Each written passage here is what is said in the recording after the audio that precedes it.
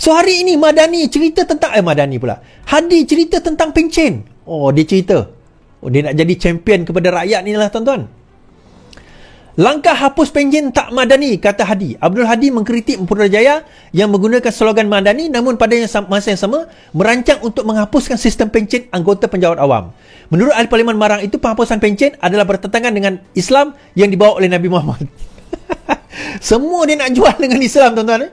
Semua cerita dia nak palit dengan Islam. Pencen pun dia nak palit dengan Islam, tuan-tuan. So, saya nak tanya dia, kalau saya kat dalam dewan tu nantilah, saya nak tanya dia, kajian impak yang dilakukan, so, dia boleh tanyalah, tapi kalau saya tanya soalan ini. Saya tanya soalan ini. Kajian impak pelbagai aspek termasuk masuk pencen penjawat. Okey. Cadangan pemansuhan skim pencen dan ditukar kepada KWSP antara lain bermatlamat mengurangkan beban pembelanjaan kerajaan. Ia berikutan unjuran kerajaan bagi tujuan pembayaran pencen saja dijangka meningkat sehingga 120 bilion pada tahun 2040, 6 tahun akan datang. Untuk makluman Tuan Guru Haji Hadi, pencen sekarang ini kita kerajaan bayar, kerajaan tanggung setiap tahun 30 bilion. Pada tahun 2040, pencen akan meningkat sehingga 120 bilion kalau kita teruskan sebagaimana yang kita ada sekarang ini. Maksudnya kita ada skim lain yang kita perkenalkan. Kita teruskan, kita unjurkan by 2040 kerajaan akan bayar 120 bilion pencen saja. Now, kita kena faham bajet negara kita berapa, tuan-tuan? Bajet negara kita 400 bilion. 1/4 bayar pencen saja. Habis yang lain tu bagaimana? Pembangunan bagaimana? Emolumen, kita nak bayar sewa, kita nak invest dan sebagainya, itu bagaimana? So, kita mula kena cari alternatif, dan alternatifnya adalah KWSP. Soalan kita, kalau Hadi memerintah, dia nak teruskan juga pencen, bagaimana dia nak membayar 120 bilion tersebut daripada kantong duit negara?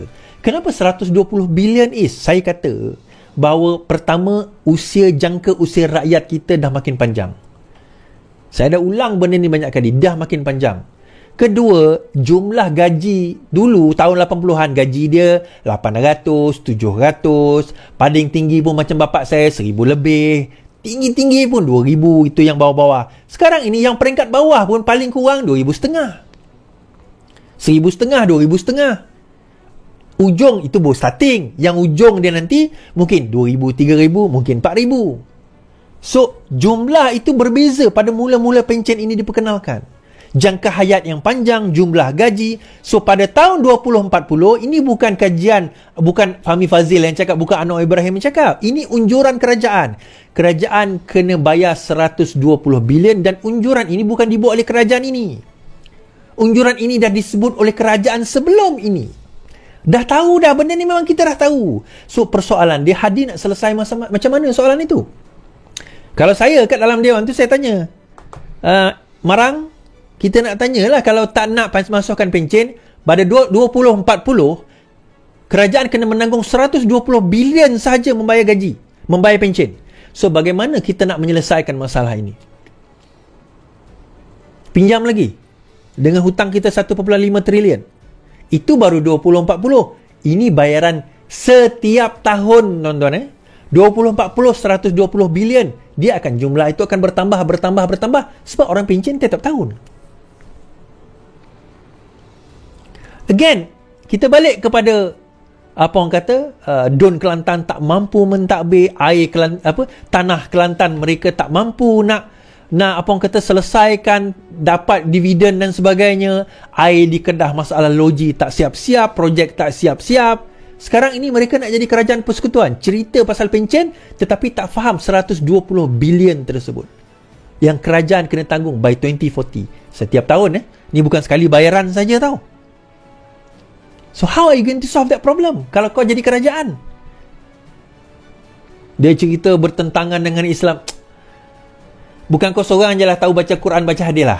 Itu je. Itu saja. Right? Okay, habis kat situ. Itulah, tak mampu. Bagi saya tak mampu lah. Kesian lah. Bagi saya kesian rakyat Kedah, kesian rakyat Kelantan. Tapi itulah yang korang suka. Kan kesian rakyat Perlis tak payah cerita lah, lagi jauh ketinggalan lah. Kesian rakyat Terengganu ni sebab dia ada minyak je. Tapi again, sebenarnya Terengganu ni banyak benda boleh buat, tapi pelancongan dia pun out dah sekarang. Terengganu ni dia ada pantai dan pulau yang cantik, dia ada Tasik Kenyir, tapi daripada segi pelancongan orang dah tak berani nak pergi dah, tuan-tuan. Orang luar lah kan, tinggallah kita. Ada lah pergi, bukan kita tak ada yang pergi, tapi dah tak menarik lagi dah menjadi destinasi yang menarik macam dulu kan. Baik, ada satu berita baru. Adun Bersatu Selangor menyatakan sokongan kepada MB Selangor. Tahniah Amir. Adun Bersatu Selat Kelang ikrar sokong MB Selangor. Adun Selat Kelang Abdul Rashid Asy'ari hari ini menyatakan sokongan kepada kepimpinan besar Menteri Besar Amiruddin Syari. Menerusi satu kenyataan, katanya keputusan itu dibuat dengan rela hati dan tanpa paksaan.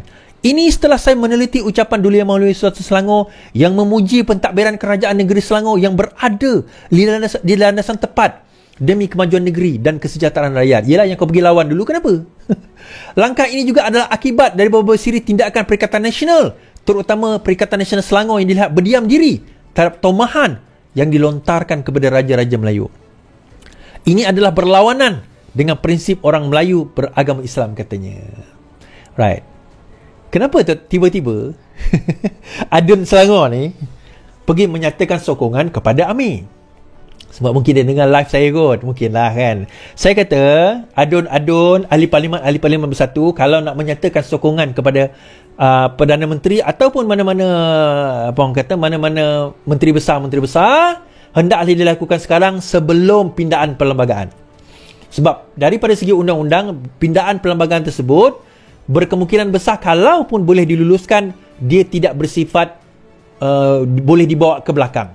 Arti kata, mereka yang telah menyatakan sokongan tidak boleh dikatakan telah lompat parti. Jadi kalau nak buat sokongan, buatlah sokongan sekarang. Disebabkan oleh itu, semalam Bukit Kantang kata ada 5 lagi yang resah, termasuk Hamzah Zainuddin. Di Selangor juga dikatakan ada 4 lagi yang bakal menyokong MB Selangor, tetapi ini telah dinafikan oleh Dr. Afif Bahardin. Pip, khabar Pip? Oh, lama tak jumpa Pip. Ahli Majlis Tertinggi Bersatu Dr. Afif menafikan kabar angin. 4 lagi ahli Adun Selangor akan memberi sokongan kepada Menteri Besar Amiruddin Syari susulan sokongan Adun Selat Kelang terhadap kerajaan negeri. Menurut Sinar Harian, Adun Taman Medan itu berkata ia merupakan dakwaan pihak tertentu yang tidak berasas. Sendiri buat persepsi, kata Afif. Benda yang sama kan, Bersatu kata dulu, bila saya kata ada 5 orang akan melompat, saya kata dalam Bersatu akan ada 5 orang yang melompat. Ini sebelum 5 ni menyatakan sokongan. Saya kata akan ada 5 ahli Bersatu, ahli PN, saya tak kata Bersatu, ahli PN yang akan melompat Parlimen. Tengok bukan 5, tuan-tuan, saya silap, 6. Bukan 5, 6. Tak jauh lah. Yang ini 4 dia kata akan melompat. Seorang dah menyatakan sokongan, so tinggal 4 lagi, so ada 5. So dia kata tak mustahil berlaku. Now, kenapa perkara ini berlaku, tuan-tuan? Why is this happening? Kenapa tiba-tiba sokongan ini berlaku? Di samping saya sebut tadi tentang perlembagaan yang akan diubah, kepimpinan Azmin makin lemah, kata Ketua Pemuda Abdul Selangor. Ketua Pemuda Abdul Selangor Daniel Rashid Harun Aminah Rashid berkata, kepimpinan Ketua Pembangkang Selangor semakin lemah selepas seorang adun pembangkang menyatakan sokongan kepada kerajaan negeri hari ini. Daniel berkata, Adun Selat Kelang Abdul Rashid menjadi adun pertama Bersatu mengisytiharkan sokongan. Prestasi pembangkang semakin lesu jika dilihat pada sidang DUN Negeri Selangor yang sedang berlangsung. Dengan sokongan dinyatakan Adun Selat Kelang itu memperlihatkan betapa keyakinan pembangkang terhadap kepimpinan Ketua Pembangkang Azmin mula hilang. Ketua Pembangkang kerap menimbulkan spekulasi dan tomahan dalam Dewan, sedangkan beberapa ahli Dewan Pembangkang juga ingin turut serta memberi pandangan serta hujah konstruktif untuk membangun negeri. Dalam masa yang sama juga, kerajaan negeri Selangor atau Duli Yang Maha Mulia Sultan Selangor telah ditomah, telah dikatakan tidak Islamik, diperingatkan tentang akhirat oleh Tuan Guru Haji Hadi yang bersama di dalam Perikatan Nasional. Tetapi pimpinan Perikatan Nasional seorang pun tidak menegur, dan dikatakan, saya tak tahu cerita ni betul atau tidak, sampai tuanku murka kepada geng-geng Azmin kerana mereka tidak langsung jadi syaitan bisu dalam memperjuangkan isu kedaulatan Sultan Selangor ini, tuan-tuan. Langsung tak bersuara, langsung tak komen, langsung tak menegur PAS. Kenapa? Sedangkan itu Sultan kamu sendiri, kan? Orang Selangor sendiri. Yelah, Azmin ni orang Selangor ke? Timur satu persoalan ke? Azmin ni orang Selangor ke? Ini menarik kat situ, Jadi tuan-tuan, bersatu di Selangor, PAS di Selangor, ialah dia menang banyak kerusi hari itu. Tetapi mereka tahu, sebab sekarang ini yang leading ataupun yang ke depan sekarang ini bersatu bukan PAS. Di Selangor, PAS nak jadi champion, tapi mereka tahu mereka tak boleh. Sukar PAS nak jadi champion kat Selangor ni. Dan kenapa sukar PAS nak jadi champion dekat Selangor? Satu isu utamanya adalah kepimpinan. PAS tidak ada leader yang betul-betul boleh ke depan macam Azmin Ali. So akhirnya video kabur tu je lah. Geng-geng video kabur lah yang mereka nak ke depan, kan, tuan-tuan, kan? Itu je lah. Lain daripada tu, mereka tak berani sebenarnya. Tetapi dalam masa sama, Azmin sendiri tak berani tegur. Sebab apa? Mereka masih perlukan kerusi-kerusi PAS untuk kekal kuat di negeri Selangor. Tanpa sokongan daripada PAS, bersatu is nothing. Bersatu is nothing. Okay?